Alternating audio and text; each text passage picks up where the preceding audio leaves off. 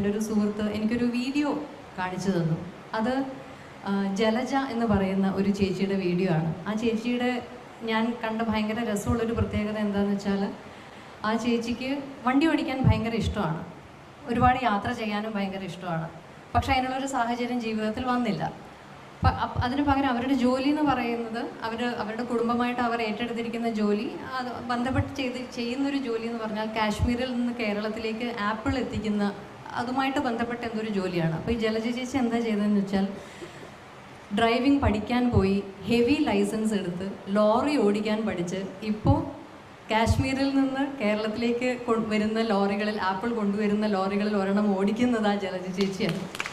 അത് മാത്രമല്ല, അതിൽ രസമായിട്ട് എനിക്ക് തോന്നിയത് ജലജ ചേച്ചിയുടെ കുടുംബം, ജലജ ചേച്ചിയുടെ മക്കൾ ആ ചേച്ചിയോടൊപ്പം യാത്ര ചെയ്യുന്നു. ആ യാത്രയിൽ വീഡിയോസ് എടുത്ത് വ്ളോഗുകൾ ചെയ്ത് നമ്മൾ ഈ സോഷ്യൽ മീഡിയയിലൊക്കെ പങ്കുവയ്ക്കുന്നു എന്നുള്ളത്. അപ്പോൾ അതെനിക്ക് ഭയങ്കര, നമുക്ക് അങ്ങനെയൊന്നും എല്ലാവർക്കും തോന്നാത്ത ഒരു ചിന്തയും ധൈര്യവുമായി അതെനിക്ക് തോന്നി. ആ ചേച്ചിയുടെ കഥ കേട്ടപ്പോൾ എനിക്ക് എൻ്റെ വീട്ടിലുള്ള ഒരു ഉദാഹരണം എനിക്ക് ഓർമ്മ വന്നു. അത് വേറെ ആരുമല്ല, എൻ്റെ അമ്മ തന്നെയാണ്. അമ്മ ലോറിയൊന്നും ഓടിക്കില്ല, പക്ഷേ അമ്മ പലപ്പോഴും ജീവിതത്തിൽ എന്നെ അത്ഭുതപ്പെടുത്തിക്കൊണ്ട് എനിക്ക് ഭയങ്കര വലിയൊരു ഇൻസ്പിറേഷൻ ആയിക്കൊണ്ട് നിലനിന്നിട്ടുണ്ട്.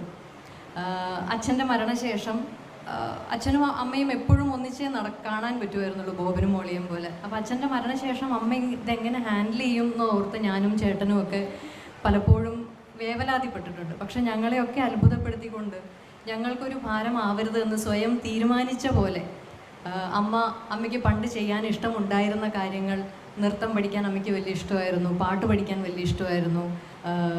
അതിനൊക്കെ വേണ്ടി അമ്മ തന്നെ സ്വയം ഇനീഷ്യേറ്റീവ് എടുത്ത് ക്ലാസ്സുകൾ കണ്ടുപിടിച്ച് അതിൽ പോയി ചേർന്ന് പഠിച്ച്, സാഹിത്യത്തിൽ പണ്ട് കോളേജിൽ പഠിക്കുമ്പോൾ അമ്മ എഴുതുമായിരുന്നു എന്ന് ഞങ്ങൾ പറഞ്ഞു കേട്ടിട്ടേ ഉള്ളൂ. പക്ഷേ ചെറിയ കുറിപ്പുകളൊക്കെ എഴുതി ഫേസ്ബുക്കിൽ പ്രസിദ്ധീകരിച്ച്, ആ കുറിപ്പുകൾ കണ്ട് ഗൃഹലക്ഷ്മിയെ പോലെയുള്ള ഒരു പ്രസിദ്ധീകരണം അമ്മയെ ഇങ്ങോട്ട് വന്ന് സമീപിച്ച് അമ്മയുടെ ഒരു പുസ്തകം വരെ പുറത്തിറക്കി. അപ്പോൾ അമ്മയ്ക്ക് ഇഷ്ടമുള്ള കാര്യങ്ങൾ അങ്ങോട്ട് പോയി അതിനൊരു എന്താ പറയുക, ഒരു ഇനീഷ്യേറ്റീവ് എടുത്ത് ആ കാര്യങ്ങൾ പോയി ചെയ്യാനും സ്വന്തം സന്തോഷങ്ങൾ കണ്ടെത്താനും, ആ സന്തോഷങ്ങൾക്കൊക്കെ ഒരു വേദികൾ കിട്ടുമ്പോൾ അവിടെ അമ്മ കഥകളിയും മോഹിനിയാട്ടവും തിരുവാതിര, നൃത്തയോഗ തുടങ്ങിയ ഞാൻ കേട്ടിട്ട് പോലും ഇല്ലാത്ത പല കാര്യങ്ങളും അമ്മ ചെയ്യുന്നതും, സുഹൃത്ത് സംഘങ്ങൾ ഉണ്ടാക്കുക, ആ സംഘങ്ങളുടെ കൂടെ യാത്ര പോവുക തുടങ്ങിയ സ്വന്തം ചെറിയ ചെറിയ സന്തോഷങ്ങൾ കണ്ടെത്തി എൻ്റെ മുന്നിൽ ഏതു പ്രായത്തിലും അവനവൻ്റെ സന്തോഷം കണ്ടെത്തണമെങ്കിൽ അവനവൻ ആഗ്രഹിച്ചാൽ ആ സന്തോഷങ്ങൾ കണ്ടെത്താം എന്ന് ജീവിതം കൊണ്ട് എൻ്റെ മുന്നിൽ ഉദാഹരണമായി നിൽക്കുന്ന ഒരാളാണ് അമ്മ.